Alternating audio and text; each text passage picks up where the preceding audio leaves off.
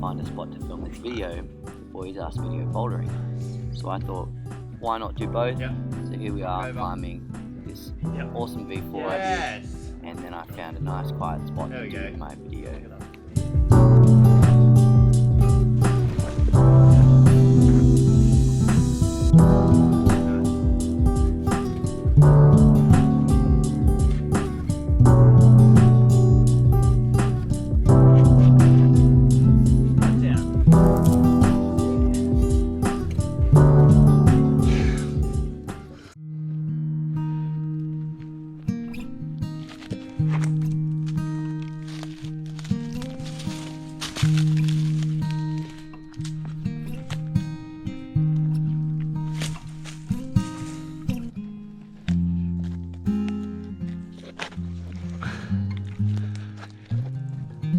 Hello. Today in this video I'm going to be talking about stigmas and misunderstandings within mental health. I'm going to be covering 3 specific areas within mental health and how these stigmas and misunderstandings play out, which are labels, anxiety and depression. So first of all, before we go into it, I want to put this disclaimer out there that all the information that I speak may be triggering, may be controversial for some people's ideas around this stuff, and I'm studying mental health. I've had years of study, and then I've learning from the leading people within the mental health areas, talking about trauma, and people really doing amazing work in this area. So I'm going off really sound things. Before we go further into the video, I want you to know what a stigma is. A stigma can be defined as a mark of disgrace within a person. So that means if you have a certain mental health diagnosis or label, then you can be marked with that disgrace, and it can be shameful. And big issues come around this because people get divided into 2 groups. People with the stigma, with these mental health issues, and then other people who don't have it. The judger and the victim, the shameful and the shameless. So it really is important to be aware of this because it affects you, it affects everyone who is going through these things, and it's easy for you not to think that I'm that one person, I have mental health issues because I'm going to be a part of this group, and that group is shameful and I don't want to feel that. I don't want to be a part of the group, meaning I'm fine, I don't have any mental health issues. And it becomes very hard to speak up about this thing when it's a shameful thing.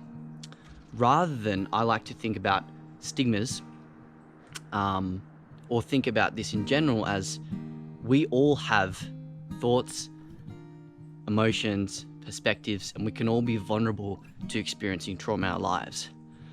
Therefore, everyone can be affected by mental health issues. And I believe that you really can't go through life through the parents you have, the family you have, the school you go to, the workplace, all through life. There's going to be situations where you are in a position where mental health issues can be created. Life isn't perfect, and we take that fully on, especially when we're younger. That's another video on how mental health issues come. However, in this video, I'm just going to be talking about labels and not so much of a deeper dive. So the first area I'm going to be talking about is labels and diagnosis. So labels, a lot like stigma, can be a idea that we become identified with as who we are. For example, if we go to our GP and we tell them we're experiencing feelings of depression along those lines, we can easily, they can diagnose us with depression. And then that can be really helpful for us to know where we're at. However, there can be issues in the future because I become the depression, or more like I have depression and it's with me and it's something I have to live with. A lot of the ideas, and I think is a misunderstanding, is that it becomes something I need to just live with, instead of there being a clear path to how I can work on my mental health issue that I've been diagnosed with. That's where we can identify with the label and we can become the label. Identification means we are the thought. So Eckhart Tolle talks about identification with the mind, and every time I have a thought, if I think I am the thought, I have identified with the thought. To use it in this example, if I think I am depressed or I have depression and I'm identified with that thought, it attaches to who I think I am. And who I think I am is depressed. And that becomes fused with our identity as who we are. And that's a massive issue, because on the other hand, what I would like to promote, and I try to work on myself and try to educate my clients on, is talking and using language of I'm experiencing depression, or experiencing whatever the mental health issue I am experiencing at the time. And that becomes very different to I have or I am the mental health issue. When I'm experiencing it, I can create a different experience, or I can work to learning new things to then create a different experience, which is a whole different opening for our mind to try and learn new things. Now, the second part stigma and misunderstandings come from is specifically in anxiety. So anxiety and depression are the two big main things that are kind of like trending within mental health, and people can be easily identified and labeled with, like I shared before, having anxiety. Now, as I shared before, there can be massive issues with having that thinking and those beliefs that I am someone with anxiety. Before we go further into anxiety, we need to know what it is. Now, I've done a lot of research on this, and I've come to my own belief through lots of very educated people, is anxiety, when we break it down, leads to fear. So anxiety is essentially an emotion, and at the heart of the emotion, if we strip it down, is fear, and we can get there. So anxiety, when I'm feeling anxious, I'm feeling worried, I'm feeling stressed, I'm constantly focused on the outside threat. We're in survival mode. So when we're in survival mode, we think that something is out to get me. I'm in stress, I'm in fight or flight. And that anxiety, at the end of the core, there's a fear that I'm not going to be okay and I'm in danger. What triggers these survival emotions of anxiety and fear are always at the heart of trauma. When we experience forms of trauma, our sense of self can become endangered. We don't feel safe. In the vacuum of no safety, there's danger. And if I'm in danger, I fear for myself, I fear for my life, I fear for my survival. And that doesn't mean physically, that could just be emotionally. If you've ever experienced some form of abandonment, as an example, when we're younger, if there's no one to take care of us and we depend on people to take care of us because we can't take care of ourselves yet, my survival is threatened. And lots of those early beliefs from those early experiences can be hardwired into our brain. And as an adult, if we don't deal with those early experiences, we're still in the process of survival, and our mind and our body is still in survival. We still experience anxiety and we still feel fear for our survival. And most of the time it's for our own internal needs of feeling safe, feeling attached, and feeling authentic to who we are. All of those things can be threatened. Now, if we are experiencing anxiety and we are experiencing any of those emotions, the way I want you to think about it is not that you have anxiety, because that becomes an identification, that becomes who you are. I want you to think about it as I'm experiencing feelings of dread, fear, worry. I'm experiencing these emotions because everyone experiences emotions, everyone experiences fear. And that changes the dynamics of these two groups of people, the shameful and the shameless, having no mental health issues and mental health issues. It changes that paradigm because we all experience emotions. We can all experience fear. Therefore, we all suffer from anxiety, from that definition. So there isn't these two separate groups, myself, everyone. And if you say you don't, you're lying to yourself. Because, like I said in the beginning of the video, there's always these experiences through life that threaten our sense of self.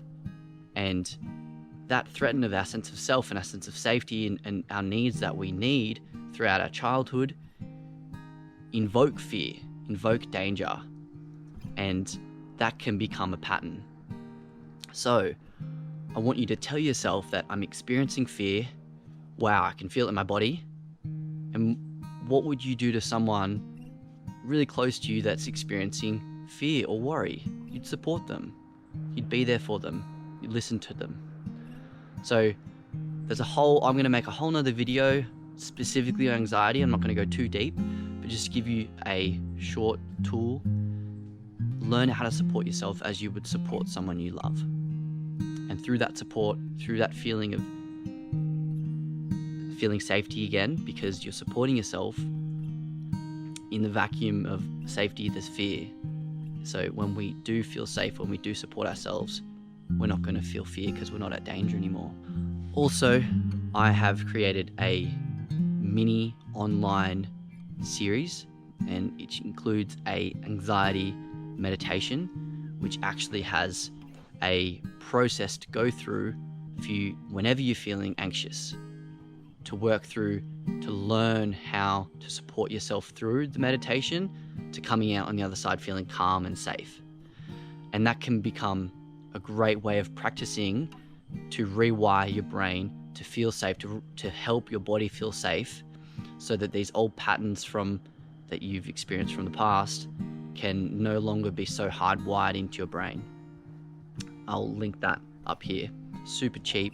2 videos on how to understanding anxiety more, and then the meditation and how to work through whenever you're feeling anxious. You can just click on the video and work through the meditation. Now, depression.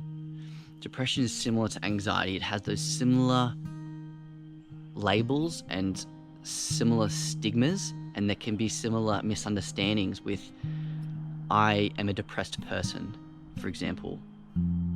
You can get stuck in that mentality, and when I'm depressed and I'm a depressed person, I become the victim to the depression, and it's not my fault. I have depression. Now, that can help you in the beginning, like I said, with diagnosis and labels. Not a bad thing in the beginning to, okay, I'm aware that now I experience depression. That's a good thing for you to know as a snapshot for where you are. But it's not a life sentence. It doesn't mean that you're stuck there. We should think of, I'm experiencing depression now, and that makes sense from what happened to me in my past, which sometimes we're not aware of. We're not aware of what's gone in our past, or we're disconnected from it. And when I experience depression, what's wrong with me? There must be something wrong with me. That's why we need to understand what happened in our past, and that's a whole other video I'm going to make as well. However, we need to know that it's okay to experience depression first of all. It's very normal. And like I said, we all experience emotions, and we can experience depression. There's no two separate groups to people who have depression and people who don't have depression, because what I've learned what depression is essentially there's a core emotion underneath it. And when we strip it down, that core emotion is sadness. Now, if we look at the word depression, what is it? It's to depress. What are we depressing? We're depressing emotions. We're depressing parts of ourselves that wants to be acknowledged and recognized and listened to and heard and validated, but we're depressing it down. And at the core of it, There's lots of little groups of emotions, but at the core, we're depressing our sadness. And there can be grief, there can be loss, there can be shame, there can be all of these negative emotions. We're depressing it down. So first of all, we need to change the way we think about depression before we experience it, because it can help. So for example, there's lots of negative emotions, and we're taught and we're hardwired not to experience those emotions because they're bad. And to be honest, they don't feel great in the beginning. Feeling sadness and loneliness and all the things that are going on there doesn't feel great in the beginning. But we need to know that through feeling into it and then releasing what's going on is the pathway. Because like I said, depressing it down and ignoring it and avoiding it never works. And I'm sure you've done it lots of times, like I have with food, movies, definitely my two favorite. So the first thing is we need to know that we should feel these emotions because they're there for a reason. Number two, we need to know that these emotions aren't bad. Our emotions are there for a reason. It's not like they just come from nowhere and they're just an annoyance. I used to think like that, but the feelings are there for a reason. They have a purpose. Once we know those two things, it can help us then want the emotion, if that makes sense. We can invite it and welcome it into our bodies.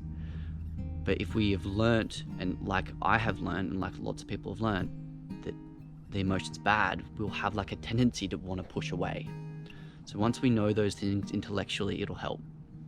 Using the definition of depression, if the issue is that we're depressing something because something wants to come to the surface, doing that more and depressing it more is going to make it worse. And I'm sure you've experienced that. It never helps. It never helps to ignore it or distract yourself with TV, food, any addiction that you use to numb what is going on inside. It never helps. So if you do want to work on it, the opposite of depression is to be curious about what's going on in your body. So if I'm feeling something, explore what you're feeling. Try and label it. And as you can label it, oh damn, I'm really feeling sad, and I can feel it deep in my chest. I feel sad and I feel loneliness. If you can label these things, it can help your mind and your body to experience it more. Once we can let go of it, that tank that's filled up and we're pushing it down and holding the lid on the tank, once we can let some of it go, it's lighter. There's less holding in there. And I'm going to do a whole new video on depression, so please like, share and subscribe. I love making this content. I want to make more for you, and I want to get this message to as many people out as possible.